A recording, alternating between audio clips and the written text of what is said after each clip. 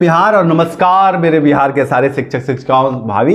देखिए लगातार आप लोग के कल से ही कमेंट आ रहे हैं कि भैया केस का क्या हुआ जिसकी सुनवाई सोमवार को की गई थी। तमाम साथियों को तो पता अब चल ही गया होगा, किसी ने बता दिया होगा अलग अलग सूत्रों से, और जिनको पता नहीं है उनके लिए मैं आज बताऊंगा है कि देखिए ये जो केस था, जो आपको पता है कि एक तो इसमें 3 ग्राउंड्स थे। एक तो एलिजिबिलिटी को लेकर के कि अर्हता क्या होनी चाहिए, जो एलिजिबिलिटी है उसकी अर्हता क्या है, इसको लेकर के कि भैया जो क्वालिफाई है, जो एक नोटिस में साफ साफ नियमावली में लिखा गया है कि जो क्वालिफाई हैं, जो टेट किसी भी टेट को क्वालिफाई कर चुके हैं वही टीचर बनने के योग्य हैं, ये एक मुद्दा रखा गया है। साथ ही रिजर्वेशन का एक मुद्दा उसमें कंपेल किया गया है कि अगर सारी कैटेगरी की सीटें सुरक्षित है तो जनरल में ही फाइट क्यों है, सिर्फ जनरल क्यों ही, और जनरल की जब आप 10% दे के काम चला सकते तो आपने सब क्यों दिया।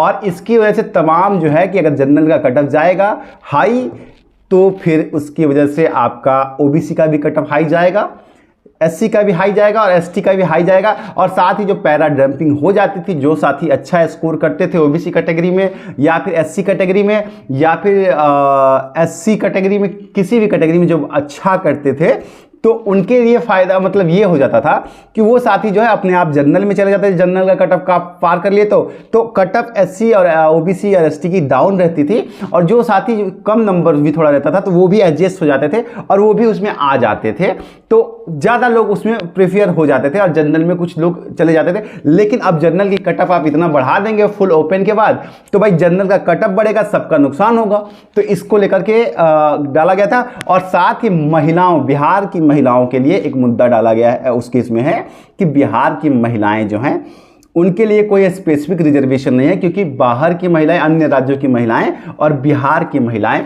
दोनों के दोनों जो हैं महिला फीमेल में ही आएंगी जनरल में, अगर वो जनरल कैटेगरी हैं। तो ये 3 मुद्दों को लेकर के ऑनरेबल कोर्ट में आपको पता है और लगातार आप लोग के सवाल आए थे कि क्या हुआ है। देखिए मैं आपको बार बार कह रहा हूँ, ये कह रहा हूँ कि सरकार बार बार यही एक मुद्दा है जिसके जवाब में ये फंसेगी, क्योंकि एलिजिबिलिटी का मामला है और यही हुआ है। तो क्या क्या हुआ ये सब मैं आपको बताता चलूँ। देखिए ये है मेरे पास एक एप्लीकेशन है, हालांकि गोपनीय है तो मैं आपको दिखाऊंगा नहीं, लेकिन सरकारी वकील साहब ने on the basis of medical emergency court में सोमवार को प्रेजेंट होने में अपने आप को असक्षम करार दिया है और कोर्ट से अगली तारीख की मांग की है, जिसे कोर्ट ने स्वीकार कर लिया है। ये कोर्ट के टेबल पर रह जाता है और इसमें कोई बहसबाजी नहीं होती है। इसीलिए कोर्ट जो है, क्यों केसेस डिले रहते हैं आप इस बात को समझिए, क्योंकि वकील जब कोई केस ठीक तरीके से तैयार नहीं करते हैं, उनके पास जवाब ठीक तरीके का नहीं होता है, बेहतर जवाब नहीं दे पाते,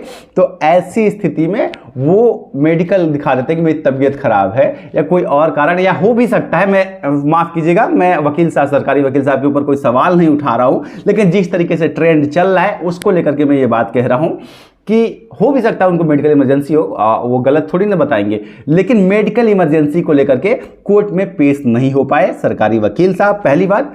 और ये जो होता है ना, देखिए आप ट्रेंड समझिए, मैं सवाल इसलिए उठा रहा हूं कि पहली सुनवाई में उन्होंने कहा कि सारे मैटर को बंच कर दीजिए, इसको भी जो है अगस्त वाले मैटर पे बंच कर दीजिए, ठीक है। तो कोर्ट ने उसको नहीं माना, कहा कि नहीं हम इसको सुनेंगे, क्योंकि ये जो है मामला जो है गंभीर है, एलिजिबिलिटी अर्हता, क्योंकि आप क्वालिटी एजुकेशन की बात करते हैं, राइट टू एजुकेशन के हिसाब से आपको गुणवत्तापूर्ण शिक्षक देना है, और जो क्वालिफाई नहीं है तो इसको आप कैसे टीचर लेंगे। तो कोर्ट ने मना कर दिया। कोर्ट ने कहा नहीं, आप 3 दिन में तैयारी कीजिए और सोमवार को हमारे पास लेकर के आइए अपना जवाब। सोमवार को आप अपना आर्गुमेंट शुरू कीजिए। जवाब नहीं मांगा था कोर्ट ने, कहा सोमवार को आपकी सुनवाई होगी, आपका आर्गुमेंट, आपका पक्ष सुनेंगे। तो आज जो है वकील साहब जो है उन्होंने डिले मार दिया है, उन्होंने जो है अपने आप को कहा है कि हमें थोड़ा टाइम दे दीजिए, और कोर्ट ने इसको एक्सेप्ट किया है। लेकिन मुझे लगता है कि ऑनरेबल जस्टिस जो है इस बात में कहीं ना कहीं कुछ ना कुछ तो समझ रहे हैं, क्योंकि वो लंबा डेट नहीं दे रहे हैं इस केस का। गुरुवार को फिर लिस्ट करने के लिए आदेश दे दिए हैं कि इस केस को गुरुवार को फिर से लिस्ट कर दीजिए।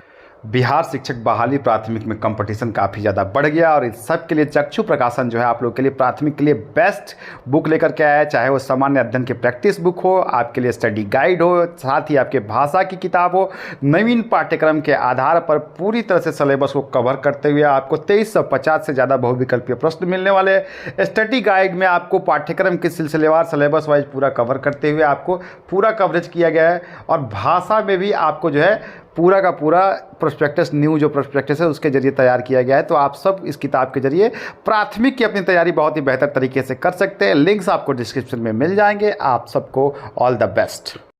तो अब गुरुवार को अगर इसमें सुनवाई हो जाए, कोर्ट में आ जाए, तो उसमें सुनवाई होगी। सुनवाई के बाद मुझे पता है कि क्या होने वाला है। देखिए, रिजर्वेशन को लेकर के तो मैं बार बार आपको बोला कि कोई खास उम्मीद नहीं लगती है, क्योंकि ये फंडामेंटल राइट का मुद्दा है और इसमें जो है ना कोर्ट जो है सरकार के पक्ष में ही जाएगी, ये तो मुझे अंदाज़ा है। लेकिन ये जो बाकी चीज़ें हैं, महिला रिजर्वेशन या जनरल एलिजिबिलिटी, ये तमाम चीज़ों को हो सकता है कि प्रभावित करे। अब ज़रा एक और पक्ष के ऊपर आ जाते हैं आप लोग के, कि बाकी जो है ST-ET को लेकर के भी एक सवाल मेरे साथ बहुत सारे साथी कह रहे हैं कि इस पर कोई बात नहीं कर रहा है कि अगर सीटेट एलिजिबल मतलब सीटेट अपेयरिंग वालों को अगर आप मौका दे रहे हैं और उनको प्राइमरी में दे रहे हैं, तो भाई प्राइमरी में तो बहुत ज़्यादा भीड़ कर दे रहे हैं। वहीं ST-ET में आपने 4 साल 5 साल से एग्जाम ही नहीं कराया है अगर, और आप ST-ET में कैंडिडेट भी उतना नहीं हो पा रहे, जितने फॉर्म है उतने, जितना पद है उतना तो फॉर्म नहीं जा रहा है, तो आप ST-ET अपेयरिंग वालों को मौका क्यों नहीं दे रहे हैं? ये एक बड़ा सवाल है। जब आप सबको मौका दे रहे हैं, आप BEd अपेयरिंग को दे रहे हैं, सीटेट अपेयरिंग को दे रहे हैं, DLED अपेयरिंग को दे रहे हैं, जब सारे अपेयरिंग वालों को मौका दे रहे हैं, तो ऊपर की बड़ी भर्ती में आप ST-ET अपेयरिंग वालों को क्यों नहीं दे रहे? आप कराइएगा ST-ET का एग्जाम, आप करवाइए। आपके ये तो केंद्र की बात भी नहीं है। सीटेट को तो आपने तब मौका दिया जब सीटेट केंद्रीय एजेंसी कराती है। आप बिहार सरकार तो कराती नहीं है सीटेट, फिर भी आपने उनको तो मौका दे दिया। तो आप ST-ET तो आपके हाथ में बिहार सरकार कराती है, तो आप ST-ET अपेयरिंग वालों को मौका क्यों नहीं दे रहे?